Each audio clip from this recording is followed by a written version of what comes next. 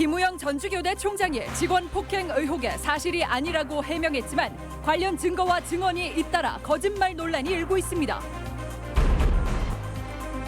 일명 민식이법이 시행된 뒤 전국에서 처음으로 사망사고를 낸 운전자가 검찰에 기소됐는데 안전시설 보강도 과제로 제시됐습니다. 대통령의 방문으로 부안과 고창 앞바다에 구체화된 해상풍력 발전 사업의 성공적 추진에 지역 상생 방안 마련이 관건입니다. 여러분 안녕하십니까? 전주 MBC 뉴스데스크입니다. 직원을 폭행했다는 이유로 정직 처분을 받은 전주교대 총장 사건 지난주 보도해드렸는데요. 단순한 신체 접촉이었다는 총장의 말과 달리 전주교대 직원들의 구체적인 증거 제시가 잇따르고 있습니다. 조수영 기자입니다. 교직원을 폭행했다는 논란으로 지난해 교육부로부터 정직 1개월 중징계를 받은 전주교대 김우영 총장. 징계 수위가 정해지자 피해 직원 A씨에게 합의서를 내달라고 강요한 의혹까지 뒤늦게 제기된 바 있습니다. 총장님이 나보고 이런 확인서를 좀 써주래 하시면서 그 내용을 이렇게 보여주시더라고요. 총장님한테 유리한 내용이었어요. 본인은 폭행을 하지 않았고. 김 총장은 여전히 가벼운 접촉이었을 뿐인데 해당 직원이 과민한 반응을 보였다는 입장. 그런데 폭행 피해 당사자인 A씨는 거짓말이라며 반박합니다. 거기서 밀면 안 되는 곳에서 밀었기 때문에 제가 중심을 못 잡고 이제 넘어지면서 제가 의자하고 소파하고 같이 나둥글면서 이제 부분을. 사건 당일 A씨가 입원한 전주 시내 한 병원이 작성한 진단서. 목뼈 등에 염좌가 있다는 소견인데 당사자의 말을 빌려 폭행을 원인으로 적어놨습니다. 당시 목 부위를 찍어놓은 사진에도 울긋불긋하게 멍이 든 자국이 선명합니다. 김 총장의 해명 쉽게 납득이 가지 않습니다. 이제 어리드 액션 세게 밀었다면은 소파로 그냥 이렇게 엎어졌겠죠. 소파 앞에서 그랬으니까. 그 직원이 옆에 2명이 있고. 하지만 당시에는 폭행 의혹이 제기되자 수사기관이 자신을 찾아오는 등 직장 안팎의 파장을 걱정해 고소는 엄두조차 내지 못했다는 A씨. 교육부 감사 때 역시 폭행당한 증거는 내놓을 수도 없었고 분위기상 병원에도 오래 있을 수 없었다고 말합니다. 신분이 공무원이고 제 자신이 뭔가 막 이런 걸로 엮어가지고 누구를 마음 아프게 하고 싶은 마음이 전혀 없었고 아내가 이제 아파도 가자. 사건을 목격한 또 다른 직원의 진술도 A씨의 주장을 뒷받침하고 있습니다. A씨가 총장의 주말 공식 일정을 수행할 교직원을 찾기 어렵다고 보고하자 김 총장이 불쾌감을 표시하면서 강한 물리적 접촉이 있었다는 건데 교육부 감사 때는 쉬쉬하던 분위기였지만 직원들은 그 이후 총장의 인사 전횡이 계속되자 더는 참을 수 없다며 진상을 밝히겠다는 입장입니다. 노조 신청서를 받아가지고 많은 직원들이 한 90% 이상 쓴 걸로 알고 있습니다. 최소한의 직장에서 갑질을 당하지 않는. 인사권이 총장의 고유 권한이라지만 지난해 교육부 감사에 응했던 직원들이 이른바 좌천 인사의 표적이 됐다는 건데 김 총장은 역시 부인합니다. 2년이 찼으면 당연히 옮기죠. 그리고 저쪽에서 1년이 채웠으면 들어와야 되고. 교육부에 승인을 받게 돼 있습니다. 인사는. 교육부는 최근 제기된 인사갑질 의혹은 언론 보도로 알게 됐다며 징계는 이미 마무리된 사안이라는 입장. 하지만 이번엔 직원들이 문제를 적극적으로 제기하고 나선 만큼 파장이 어디까지 확산될지 주목됩니다. MBC 뉴스 조수영입니다. 전주의 어린이 보호구역에서 2살 아이가 불법 유턴 차량에 치여 숨진 사고 기억하실 겁니다. 사고 운전자는 규정 속도는 지켰지만 민식이법 위반이 확인돼 검찰에 송치됐는데 아직도 열악하기만 한 스쿨존 안전시설 보강도 과제로 제기됐습니다. 허현우 기자입니다. 전주 반월동의 한 어린이 보호구역. 지난 5월 길가에 서 있던 2살 남자아이가 승용차에 치여 숨졌습니다. 중앙분리대가 끝나는 지점에서 불법 유턴하던 차량에 치여 변을 당한 겁니다. 엄마가 애기를 안고 길바닥에 앉아가지고 소리 질렀어요. 이렇게 올 때까지 그만은 철새가 막 동네사람이 다 나오고 있어요. 이른바 민식이법 시행 이후 전국적으로 첫 사망사고였는데 차량 운전자인 53살 김모 씨는 민식이법 위반 혐의가 인정돼 기소 의견으로 검찰에 송치됐습니다. 경찰에 따르면 가해 차량은 편도 2차선의 좁은 도로에서 반대편 주차장 진입로를 이용해 유턴하다 운전석 쪽으로 아이를 들이받았습니다. 국과수 감정 결과 당시 속도는 시속 9에서 18km 사이로 규정 속도인 시속 30km를 넘지 않았지만 경찰은 운전자의 부주의와 사고 사이의 인과관계가 충분한 만큼 민식이법 위반 혐의가 충분하다고 봤습니다. 본인 부주의로 중앙선을 침범하여 어린이를 충격 사망하게 된 것으로 통상의 운전자라고 하면 볼 수 있지 않나 그 내경 가능성을 저희가 판단한 겁니다. 상습 유턴 지역이었던 현장에는 뒤늦게 중앙분리대와 스쿨존 안내 표지가 설치됐고 안전 펜스 등도 추가 보강하기로 했습니다. 하지만 도내 스쿨존 1,040곳 중 과속 단속 카메라는 6% 남짓한 59곳 설치에 그쳐 턱없이 부족합니다. 유지보수 위주로 변성이 되어 있는 건 사실이거든요. 파손돼 있는 거 이런 것들 저희들이 항상 보수하고 나가고 그러거든요. 근데 그러면 이제 제대로 안 따라주니까 예산 확보가. 사전에 막을 수 있었던 사고로 운전자의 주의뿐만 아니라 부족하기만 한 안전시설 보강도 시급합니다. MBC 뉴스 허연호입니다.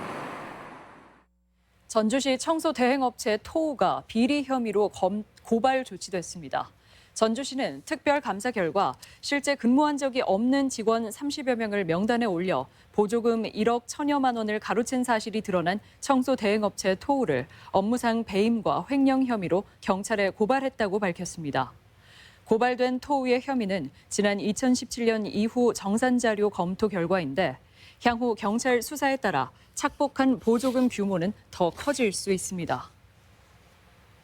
부안과 고창 앞바다의 대규모 풍력 발전 사업, 대통령 방문으로 계획이 구체화됐습니다. 황금어장을 잃는 지역 주민들에게는 기업 이전 등의 손실 보상 방안을 밝히기도 했는데요. 앞선 새만금 태양광 사업도 마찬가지였는데 기대 못지않게 과제가 적지 않습니다. 유룡 기자입니다. 서남의 해상풍력 사업은 향후 8년 동안 부안 위도와 고창 앞바다 사이에 전기 2.4기가와트를 생산할 풍력 발전기 약 200여 대를 설치하는 사업입니다. 북으로는 새만금, 남으로는 영광 원전에 이어 서쪽 바다까지 풍력 발전에 막히는 상황.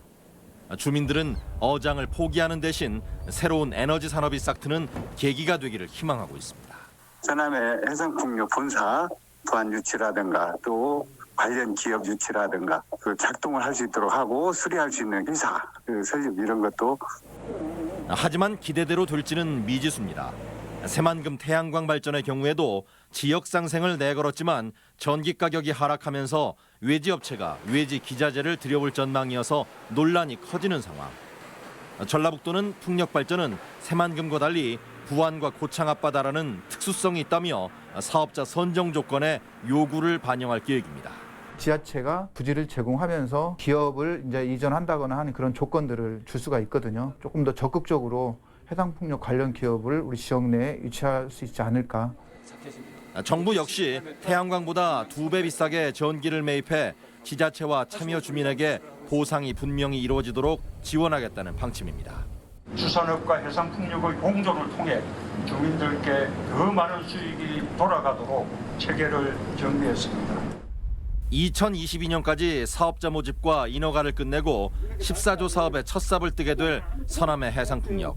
그저 바다만 내주는 것이 아닌 지역 주도형 전북판 뉴딜 사업의 성공 사례를 만들 수 있을지 주목됩니다. MBC 뉴스 유룡입니다. 도내 미세먼지 농도가 점진적으로 개선되고 있습니다. 전라북도에 따르면 지난 2018년부터 2019년까지 도내 미세먼지 연평균 농도는 전국에서 두 번째로 높은 수준이었으나 올 상반기에는 5번째로 소폭 개선됐습니다. 실제로 미세먼지 평균 농도 역시 세제곱미터당 작년에는 26 마이크로그램에서 올 상반기 23 마이크로그램으로 완화됐으며 지역별로는 무주와 부안이 크게 개선된 반면 정읍과 장수는 부진했습니다. 민주당의 뒷받침으로 남원 공공의대 설립에 탄력이 기대됩니다. 김태년 민주당 원내대표는 오늘 21대 국회 첫 교섭단체 연설을 통해 새로운 감염병 위기에 대처하고 K 방역의 성공을 위해 국립공공의대 설립이 필요하다고 밝혔습니다. 이에 따라 20대 국회에서 무산된 뒤 21대에 다시 발의된 공공의대 설립 법안의 빠른 처리가 예상되고 있는데 남원 설치를 위한 당내 의견 수렴도 이미 마친 것으로 알려졌습니다. 올 초 코로나19의 여파로 운영 중단된 경로당과 복지관 등 공공시설이 오늘부터 순차적으로 문을 여는데요. 많은 사람들이 이용하는 만큼 방역이 허술할 경우 지역사회에 또 다른 감염고리가 될 수 있어 방역당국의 철저한 관리가 필요해 보입니다. 강동엽 기자입니다. 농촌마을 경로당에 주민들이 하나둘 모여듭니다. 코로나19 확산세가 심각했던 지난 2월 운영 중단된 이후 5개월 만에 시설이 다시 문을 연 겁니다. 여름철 무더위를 고려한 조치인데 이용하는 모습은 예전과는 차이가 있습니다. 모두 마스크를 착용한 채 입구에서부터 체온 측정을 하고 일정 간격 거리를 뒀습니다. 코로나 때문에 근단계 우리가 협조를 해줘야지. 그게 여우가 이렇게 열어야 우리들이 와서 놀고 먹고 웃고. 마을 주민 스스로 방역 관리자가 돼 방역 수칙 준수 여부도 살폈습니다. 관리를 다 해야죠. 소독도 하고 손 씻기도 하고 될 수 있으면 아무 이상 없이 잘 건강을 지켜야죠. 도내 대부분 시군이 경로당 문을 연 가운데 군산과 장수도 소독을 마친 뒤 이용자를 맞을 예정입니다. 경로당뿐 아니라 주야간 보호시설과 복지관 등 7,100여 개 시설이 순차적으로 재개관됩니다. 하지만 우려는 적지 않습니다. 이들 시설이 노인과 장애인 등 건강이 취약한 계층이 이용하기 때문에 자칫 방심할 경우 감염병이 지역에 급속도로 퍼질 수 있기 때문입니다. 특히 방역관리자가 지정돼 있지만 전문가가 아니고 지자체도 모든 시설을 챙기기란 사실상 불가능하기에 사각지대가 발생할 수도 있습니다. 외부인 출입을 통제하고 방역 수칙 위반 시 시설 운영 중단 등 강력한 행정 조치를 취하겠습니다. 전북 어린이 창의 체험관 등 일부를 제외하고 도내 대부분 시설이 속속 문을 열면서 코로나19 상황 속 일상생활 전환이 시험대에 올랐습니다. MBC 뉴스 강동엽입니다. 도내 유흥업소와 종교시설 등의 방역 관리가 순조롭게 이루어지고 있습니다.